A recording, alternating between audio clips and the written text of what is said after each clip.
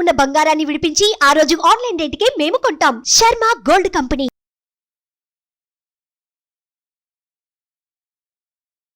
నమస్కారం, welcome to Suman TV. నేను గీతాంజలి. ప్రస్తుతం మనతో పాటు నైమిషారణ్య పీఠ వ్యవస్థాపకులు, ప్రముఖ ఆధ్యాత్మికవేత్త శ్రీ బాల బ్రహ్మానంద సరస్వతి గురుజీ ఉన్నారు. వారితో మాట్లాడదాం. గురుగారు నమస్కారం అండి. గురుగారు, జూలై 17వ తారీఖున తొలి ఏకాదశి, వ్యాస పూర్ణిమ, గురు పూర్ణిమ ఇలాంటి ఉంటారు. అసలు తొలి ఏకాదశి విశిష్టత ఏంటండి?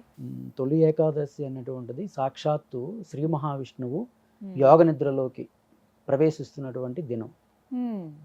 దీని వెనక ఉన్నటువంటి ఇతిహాసము, ఇతివృత్తం ఏంటంటే, అలనాడు శ్రీ మహావిష్ణువు వామన అవతారాన్ని స్వీకరించినప్పుడు, అంటే బలి చక్రవర్తిని పాతాళానికి పంపించాలి, మరలా దేవతలకు పూర్వవైభవం కలిగించాలి, వారి యొక్క అమరావతిని వారికి ప్రసాదించాలి అన్నటువంటి ఉద్దేశంతో మహావిష్ణువు వామన రూపంలో బలి యాగం చేస్తూ ఉంటే ఆ యాగంలో ఒక వటువుగా రావడం జరుగుతుంది.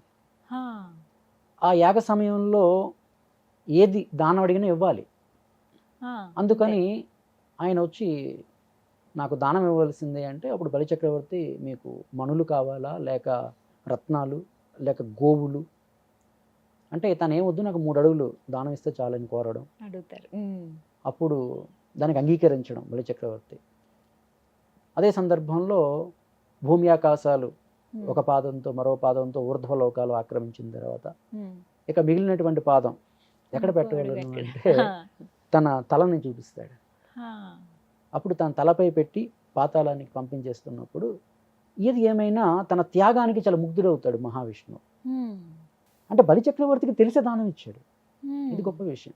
అంటే ఇప్పుడు వచ్చేది సాక్షాత్తు మహావిష్ణువు కాబట్టి నన్ను పాతాళానికి పంపించేస్తారు ఆయన అని తెలిసి కూడా దానం ఇచ్చారు. అంటే శుక్రాచార్యులు వారు చెప్పడం జరిగింది, వచ్చినవాడు సామాన్యుడు కాదు, ఆయన అడుగుతున్నది 3 అడుగులు ఎవరైనా అడుగుతారా, అప్పుడే నువ్వు అర్థం చేసుకోవాలి, ఆయన సాక్షాత్తు విష్ణువు కాబట్టి ఇది నీకు పతనానికి దారితీస్తూ ఉంది అని చెప్పినప్పుడు కూడా తను నిరాకరించి, సాక్షాత్తు విష్ణువే కదా, ఇప్పుడు విష్ణువే నాకు దానం అడుగుతుంటే ఆయన చెయ్యి కిందుండి నా చెయ్యి పైన ఉండడం అనేది చిన్న విషయం కాదు, కాబట్టి విష్ణువే అడుగుతున్నారు కాబట్టి ఖచ్చితంగా ఇచ్చి తీరుతాను, ఆయనకే నా జీవితం అంకితం అని చెప్పి అంత త్యాగానికి తను సంసిద్ధపడ్డాడు. కాబట్టి ఒకవైపు దేవతలకు అమరావతిని ప్రసాదిస్తూ మరోవైపు బలిచక్రవర్తిని కూడా అనుగ్రహించాలి అని మహావిష్ణువు అనుకోవడం జరిగింది. కాబట్టి నాయన నీ త్యాగానికి నేను చాలా సంతోషపడ్డాను, నీకేమైనా వరం కావాలంటే కోరుకోమంటే తను 4 సంవత్సరానికి ఒక 4 నెలలు నా పాతాళంలో ఉండాల్సిందే అని తను కోరుకుంటాడు. కాబట్టి అది ఆషాఢ శుద్ధ ఏకాదశి నాడు నుండి యోగ నిద్రలోకి స్వామి ప్రవేశించడం, అంటే వైకుంఠంలో యోగ నిద్రలో ఉంటాడు స్వామి. అలా కోరుతాడు బలిచక్రవర్తి, వైకుంఠంలో మీరు యోగ నిద్రలో ఉండాలి శేషపాన్పుపై, కానీ నా పాతాళంలో నా సన్నిధిలో మెలుకుతూ ఉంటారు మీరు. ఈ 4 నెలలు మిమ్మల్ని నేను పూజిస్తాను శ్రద్ధతో. ఈ 4 నెలల్లో మరి స్వామి యోగ నిద్రలో ఉంటారు కదా, మరి భక్తులకు ఏమైనా ఆపదలు కలిగితే రక్షించరా అంటే ఖచ్చితంగా రక్షిస్తారు. అప్పుడు ఎలా, నా లోకం నుండి మీరు వెళ్ళాలి, అప్పుడు అందరూ నా పేరుతో మిమ్మల్ని కీర్తించాలి, అంటే బలి లోకం నుండి స్వామి వచ్చి మిమ్మల్ని కాపాడారు అని, తద్వారా నా కీర్తి కూడా కొనియాడబడాలి, ఆ రకంగా కూడా నాకు పుణ్యం రావాలి అని ఈ రకంగా బలిచక్రవర్తి కోరుకోవడం మూలంగా స్వామి అనుగ్రహించి ఈ శయన ఏకాదశి రోజు నుండి ఆషాఢ మాసంలో ప్రారంభమై మరలా కార్తీకం శుద్ధ ఏకాదశి నాడు ఉత్తాన ఏకాదశి అంటే ఆ రోజు మేల్కోవడం, ఇలా ఈ 4 నెలలు కూడా దీన్ని చాతుర్మాసము అని కూడా పిలుస్తారు. ఈ 4 నెలలు కూడా పీఠాధిపతులు, ఋషులు వీళ్ళందరూ కూడా 4 నెలలు బయటికి అంటే అడుగు పెట్టకుండా పురాణ పఠనంతో దైవశక్తిని వాళ్ళు పొందుతారనమాట. ఈ 4 నెలలు తపస్సు చేస్తూ సాధన చేస్తూ సంపూర్ణంగా దైవశక్తిని పొందే నెలలుగా చెప్పబడతాయి 4 నెలలు కూడా. ఇది శయన ఏకాదశి. అదేవిధంగా ఈ శయన ఏకాదశి నాడు మన విష్ణుమూర్తిని కనుక మనం ఆరాధన చేసే విధానం, ఏ విధంగా ఆరాధన చేయాలి స్వామివారిని అంటే, ముఖ్యంగా స్వామివారికి ప్రీతికరమైనటువంటి 4 పుష్పాలు ఉన్నాయి. అది శయన ఏకాదశి రోజు మనం ఆ రకంగా పూజ చేయగలిగితే విశేషమైనటువంటి ధనాన్ని స్వామి ప్రసాదిస్తాడు అని చెప్పబడింది మనకు. ముఖ్యంగా నరసింహ పురాణము, అదేవిధంగా నారద పురాణంలో చెప్పబడింది. ఆయనకు తెల్ల గన్నేరు పువ్వులు చాలా అత్యంత ప్రీతి. ఒకటి. ఇక రెండవది నందివర్ధనం పువ్వులు, తుమ్మె పువ్వులు తుమ్మె పూలు మూడవది. అదేవిధంగా ఇంకా జాజి పువ్వులు. ఈ 4 పువ్వులు అంటే స్వామికి అత్యంత ప్రీతట. కాబట్టి ప్రత్యేకించి ఈ శయన ఏకాదశి నాడు స్వామివారికి ఈ 4 పువ్వులతో పూజ చేసి ఒక పరమాన్నం నైవేద్యంగా సమర్పించగలిగితే స్వామి విశేషంగా తృప్తి పొంది విశేషమైనటువంటి ధనము, ఆరోగ్యము, ఐశ్వర్యాన్ని ప్రసాదిస్తాడు అని చెప్పేసి మనకు నారద పురాణం కూడా చెబుతూ ఉందన్నమాట. అదేవిధంగా ఇంకా మనకు అందుబాటులో దగ్గరలో ఉన్నటువంటి విష్ణు ఆలయాలను దర్శించుకోవడం. ఆ విష్ణు ఆలయ దర్శనం కూడా ఎలా చేయాలి అంటే ధ్వజస్తంభానికి ప్రత్యేక పూజలు జరిపించాలి ఆ రోజు. అంటే ప్రదక్షిణాలు చేయడం. ఆ రోజు చేయాల్సినటువంటి ప్రదక్షిణం ఏంటంటే సరి సంఖ్యలో చేయాలి. సాధారణ ప్రదక్షిణం బేస్ సంఖ్యలో చేస్తాం, 3 సార్లు చేయడం.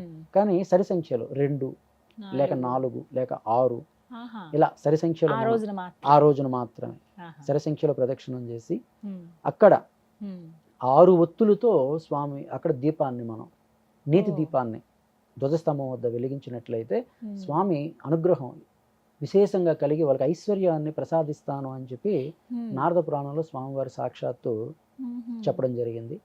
అంత విశేషమైనటువంటి గొప్ప పర్వదినం శయన ఏకాదశి. శయన ఏకాదశి అంటారు. స్వామి నిద్రలోకి వెళ్తారు, యోగ నిద్రలో ఉన్నట్టే. ఇంకా స్వామివారి యోగ నిద్ర అంటే భగవంతుడు నిద్రపోతాడా అంటే నిద్రపోడు. అలా ఉన్నా కూడా మనల్ని చూస్తూనే ఉంటారు, రక్షిస్తూనే ఉంటారు ఆయన. అది అందుకే దాని యోగ నిద్ర అంటే యోగ నిద్ర మాత్రమే. అందుకే మనకు పూరిలో జగన్నాథ స్వామి వారిని మనం చూస్తే ఆయన కంటికి రెప్పలు ఉండవు. స్వామివారు చొక్కా నయనం అని పిలుస్తారు ఒరిస్సాలో. అంటే సాక్షిగా ఉంటారు. అంటే భగవంతుడు సాక్షి స్వరూపుడు అని ఎప్పుడు నిద్రపోయేదే ఉండదు. కాబట్టి మన దైనందికంలో భగవంతుని ఉపాసన చేసినప్పుడు ఉదయం సుప్రభాతం పలకడం, తరువాతను షోడశోపచార పూజలు చేయడం, మధ్యాహ్నం నైవేద్యం, ఇలాగ సాయంత్రం నైవేద్యాలు సమర్పించి మరలా మనం నిద్రపోతున్న సమయానికి స్వామివారికి మనం మళ్ళా నిద్రపుచ్చుతాం. అంటే మన దినచర్యతో స్వామివారికి దినచర్య అట్లా. అది భక్తికి పరాకాష్ట అంతే. కానీ ఉన్నట్టుగానే మనం భావన చేయడం అదే కదా భక్తి భావం. అయితే ఇక్కడ మనం స్వామివారికి నిద్రపుచ్చితే మన విదేశాల్లో ఉదాహరణ అమెరికా అనుకుందాం అనుకోండి, అక్కడ మరో 2 గంటల్లో స్వామిని సుప్రభాతంతో మేలుకొలుపుతారు కదా. కానీ ఆయన పడుకున్నట్టు లేదు, ఆయన పాపం అంటే ప్రశాంతత అనేది లేదు. ఇంకా డ్రైవర్ నిద్రపోతే ఎట్లా? ఎందుకంటే భగవంతుడు సమస్య నడిపించేవాడు కదా, ఆయన నిద్రపోయేదే ఉండదు. అందుకనే దాన్ని యోగ నిద్ర అని పిలిచారు. నిద్ర వేరు, యోగ నిద్ర వేరు. కానీ అత్యంత పవిత్రమైన ఏకాదశిగా చెబుతారు కదండి. అత్యంత పవిత్రమైన మనకి ప్రతి నెల వచ్చేటువంటి ఏకాదశిలో సంవత్సరంతంలో చూసుకున్నా కూడా ఇలా ఇదొకటి, అలాగే ముక్కోటి ఏకాదశి అంటే 3 ఏకాదశులు ముఖ్యంగా. ఈ శయన ఏకాదశి, ఉత్తాన ఏకాదశి, మన కార్తీక శుద్ధ ఏకాదశి, అదేవిధంగా ముక్కోటి ఏకాదశి. ఈ 3 ఏకాదశులు, ఈ 3 ఏకాదశులు శ్రద్ధగా మనం ఆచరిస్తే కనుక ఈ సంవత్సర ఏడాది మొత్తం పూజాఫలం మనకు దక్కుతుంది అని మనకు భాగవత పురాణం చెప్తుంది అన్నమాట. చాలా పవిత్రమైన రోజు అది. జూలై 17వ తారీఖు ఒక్క ఏకాదశిని మనం శ్రద్ధగా ఆచరించగలిగితే కూడా మంచి సత్ఫలితాన్ని పొందుతాం, మనం సంపూర్ణ ఫలితాన్ని పొందగలుగుతాం. జూలై 17 స్వామి ఇంకా ఏమైనా మార్పు? కొంతమంది 16 అన్నట్లుగా అంటున్నారు. అంటే ఎలా తిథులు మనం లెక్కించుకోవాలి? ఉదయం పూట వస్తేనా ఏకాదశిని పాటించాలా, సాయంత్రం పూట వస్తే ఏకాదశిని పాటించాలా? సాయంత్రం పూట వస్తే పాటించుకోవాలి. సాయంత్రం పూట వస్తే ఆ విధంగా చూసుకుంటే 17వ తారీఖు. అలా అయితే ఇంకా ఆ రోజునే చక్కగా వివరించారు గురువు గారు. ధన్యవాదాలండి. సుమన్ టీవీలో మీ పర్సనల్ అండ్ బిజినెస్ ప్రమోషన్స్ కోసం కింది నెంబర్కి కాంటాక్ట్ చేయండి.